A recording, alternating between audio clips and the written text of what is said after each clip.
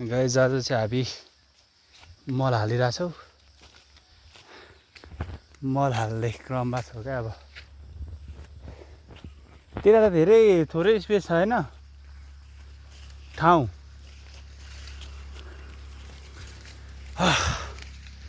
बारीमा गर्मी छ। कोही पनि होइन यो भिडियोहरू पछि बनाएर बुढेसकालमा हेरौँ भनेर हामी चाहिँ अहिले मल हाल्दै अनि मकै गोड्दै अनि मकै हाल्दै छु। यो चाहिँ हाम्रो माथि धारानेरीको बारी हो है। यहाँ रोड छ, यहाँ घरहरू छ। रमाइलो छ। देवीधानीहरू तारै तार वाइड रूपमा अब सक्न आँटेको छ हामीले लगभग।